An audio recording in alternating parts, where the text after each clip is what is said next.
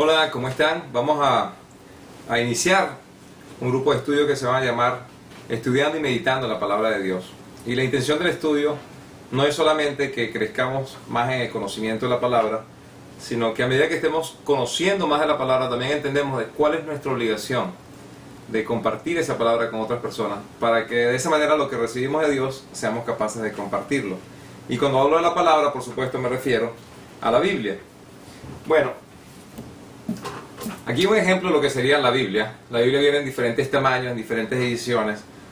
Yo principalmente cuando estudio en español utilizo dos versiones. Una va a ser la versión Reina Valera y otra va a ser la nueva versión internacional.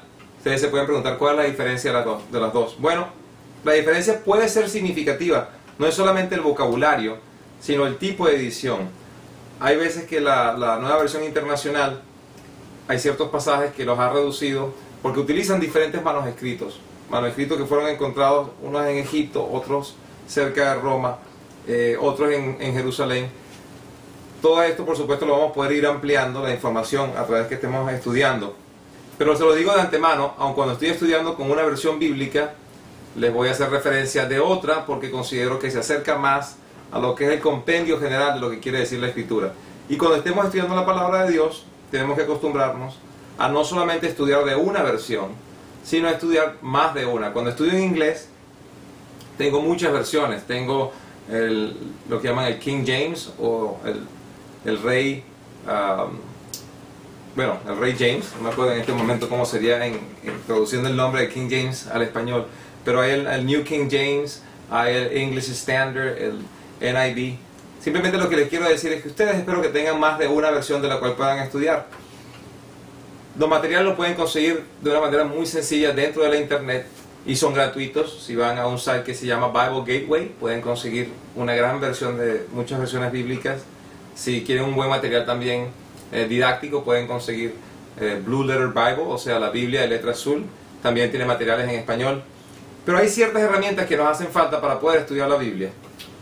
La Biblia, por supuesto, sería la principal, pero aparte de ello, es importante tener una serie de diccionarios. Este es uno de los que a mí me gusta. Es un diccionario temático. Todas las palabras bíblicas no van a estar aquí, pero las principales palabras sí se van a conseguir. Es de la editorial Nelson y se llama Vines. El hecho de que yo les mencione un libro, no estoy avalando ni el libro ni el autor. ¿Por qué? Porque aunque hay muchos autores que son buenos, no necesariamente estoy de acuerdo con todas sus enseñanzas y con toda su teología.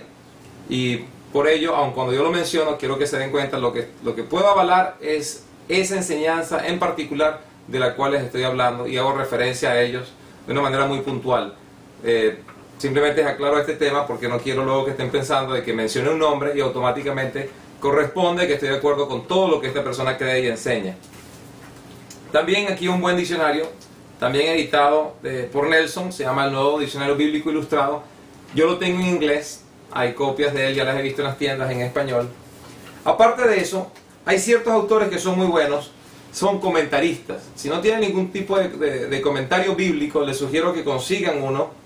Ayuda mucho. De la manera que se debe utilizar el comentario es muy sencillo. Una vez que uno se ha leído un pasaje bíblico en repetidas oportunidades, yo trato de leerlo tal vez 5 o 6 veces en diferentes versiones y llego a un entendimiento. Una vez que tengo este entendimiento y quiero estar seguro de que no soy la única persona que ha llegado a esa conclusión, entonces busco buenos maestros bíblicos, los cuales he estudiado por años y me agrada muchísimo cómo enseñan, y veo lo que tienen que decir ellos a través de sus comentarios con respecto a lo que han estudiado. Aquí tengo uno de ellos, se llama J. Vernon McGee, y esta edición se llama A través de la Biblia. Son 5 tomos. Hasta el momento me ha gustado muchísimo lo que tiene que enseñar, pero me ayuda a darme cuenta si en realidad yo he llegado a la conclusión, digo la conclusión correcta, pero me doy cuenta que los maestros también han llegado a la misma conclusión. Así que eso por lo menos me hace sentir bien en ese sentido, aun cuando muchas veces yo entiendo un pasaje de una manera diferente a la que ellos han llegado. No quiere decir que yo esté equivocado, quiere decir que ellos están equivocados. No, tampoco quiere decir eso. Lo que simplemente yo les digo a ustedes, estudien. Y no porque yo les diga algo, ustedes tienen que estar de acuerdo conmigo. Estudien y vean si están de acuerdo con lo que dice la Biblia. Hay otros libros que también son importantes que tengan a su alcance. Y como les digo, si todos estos libros no están a su alcance en este momento, yo los compro muchas veces en tiendas usadas. Libros que cuestan 20, 30 dólares los consigo, créamelo, por $1, $2. Pero eso es aquí en los Estados Unidos. Posiblemente estás viendo esto en otro país y no tengas esa facilidad. Bueno, muchas de estas publicaciones se pueden conseguir a través de la internet. Sin necesidad de comprarlas, puedes conseguir y hacer tus investigaciones. Aquí hay una muy interesante de Zondervan y es un diccionario bíblico compacto. Si no puedes tener el diccionario más grande, este es un buen diccionario. Aquí también tengo un libro que se llama Halley's Bible Handbook. Esta es una versión que tengo en español. ¿Y en qué consiste el Halley's? Bueno, cada uno de los libros bíblicos está siendo explicado de una manera bastante, no meticulosa verso por verso, que es lo que procuramos hacer, pero sí procura explicar de una manera muy concisa en qué consiste cada capítulo de la Biblia. Y si no cada capítulo, por lo menos cada libro.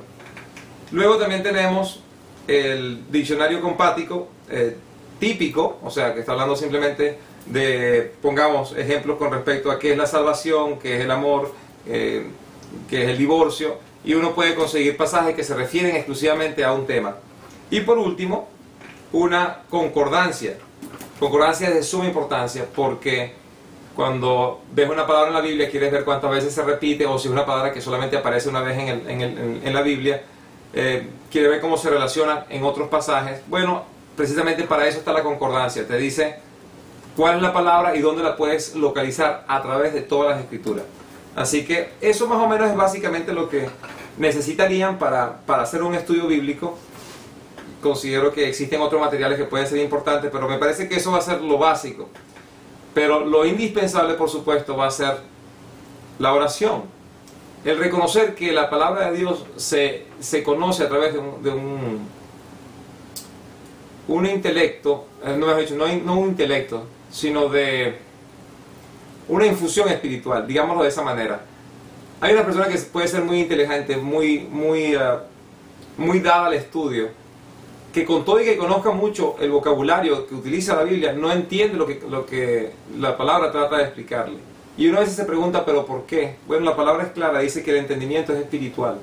Así que hay que humillarse ante Dios y reconocer que para poder entender qué es lo que Él nos está tratando de decir a través de su palabra, tenemos primero que reconocer que Él existe, que Él nos ama, que somos pecadores y nos hemos alejado de Él, que a través de Jesucristo podemos establecer esta relación que Él quiere tener con nosotros, y a través de la llenura del Espíritu Santo podemos comprender su perfecta voluntad y qué nos está diciendo a través de la palabra. Hay personas que creen que ese aspecto no es importante y por ende me he dado cuenta que estudian mucho pero no terminan de llegar a la conclusión correcta. Y muchas veces cuando llegan a la conclusión correcta no son capaces de aplicarlo en su vida. Así que les digo, lo principal para ustedes va a ser reconocer el amor de Dios, el sacrificio de Cristo, el perdón del pecado, la llenura del Espíritu Santo, y en la oración pedirle a Dios que sea Él quien se manifieste a través del estudio. Ya hablando de los elementos que tenemos, y ya lo hemos conversado, ahora vamos a hablar simplemente de qué es la Biblia. Bueno, la palabra Biblia es una palabra que implica o significa libros. Eso es todo, la Biblia significa libros. Son los pergaminos que utilizaban los egipcios, y los biblios eran básicamente eso, es un grupo de pergaminos. Hoy en día, por supuesto, no utilizamos pergaminos, lo que estamos utilizando es un libro. Esto se llegó a conocer como el códex, así que si ustedes están estudiando y ven algo que dice códex, entiendan que lo que están hablando simplemente son de hojas que fueron empastadas y se colocaron todas juntas, porque anteriormente simplemente eran pergaminos sueltos. Entonces el códex significa eso. Pero cuando hablamos de la Biblia estamos hablando de un conjunto de libros, no solamente un libro, estamos hablando de 66 libros. 39 de ellos se encuentran en el marco de lo que es el Antiguo Testamento, y el resto, los otros 27, pertenecen al Nuevo Testamento. Y ustedes se preguntarán, bueno, ¿qué es esto del Nuevo Testamento y Antiguo Testamento? El Antiguo Testamento simplemente significa el Antiguo Pacto. Dios es un Dios que hace pactos con su pueblo, con el hombre, con el ser humano. Y Él establece en el Antiguo Testamento su primer pacto.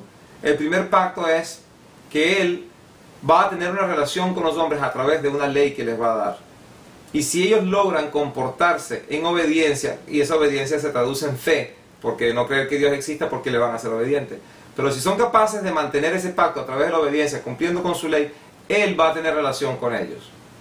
Luego, cuando llega Jesucristo, Jesucristo es el fin del cumplimiento de ese pacto. No es que rompe el pacto, sino que Él cumple con ese pacto. Él vive la vida perfecta y con esa vida perfecta va a ocurrir algo. La ley lo que hacía era permitir que el hombre reconociera su pecado y su necesidad de alguien que pudiese satisfacer esa relación con Dios. Viene Jesucristo y cumple con todos los aspectos de la ley. Por eso Él le dice al pueblo de Israel, dice, yo no he venido a quebrantar la ley, yo he venido a cumplir con ella. Cuando Él cumple con toda la ley y muere en la cruz, satisface todos los requerimientos de la ley. A través de eso se genera un nuevo pacto. Y eso lo vamos a estudiar cuando lleguemos allí. Pero justamente cuando Jesucristo está teniendo su última cena con sus discípulos, Él pasa la copa y le dice, esta copa es mi sangre, o el vino es mi sangre. Representa el pacto nuevo y eterno. ¿Qué quiere decir con eso? Un sacrificio de un ser justo para el perdón de los pecados de toda la humanidad. Lo que sacrificios incontables de carneros y corderos y borreguitos jamás hubiese podido lograr. Porque todo lo que Dios intentaba de hacer a través del primer pacto era señalar que algún día, en el momento correcto, el momento propicio, vendría su propio Hijo, tomaría el lugar de todos los pecadores, moriría por ellos y establecería un nuevo pacto. ¿Qué pacto es ese? Bueno, esa alianza con Dios a través del conocimiento que tenemos en el corazón de lo bueno y lo malo. Y todos reconocemos que somos malos y todos somos capaces de venir a un Dios perfecto, lleno de amor, que Él nos dice, si tú reconoces tu maldad, yo soy capaz de perdonarte.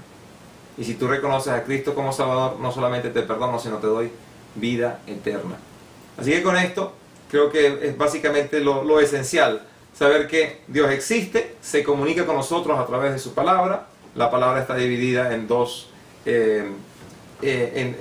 compromisos de Dios para con el hombre. El primero, el primer testamento, lo que llamamos el Antiguo Testamento. Luego el Segundo Testamento, el Nuevo Testamento, que es la alianza a través de Jesucristo. Y con eso podemos comenzar. Así que Dios los bendiga. Vamos a comenzar el siguiente estudio. El primer estudio que vamos a hacer va a ser el primer capítulo del Evangelio de Mateo. Dios los bendiga. Hasta luego.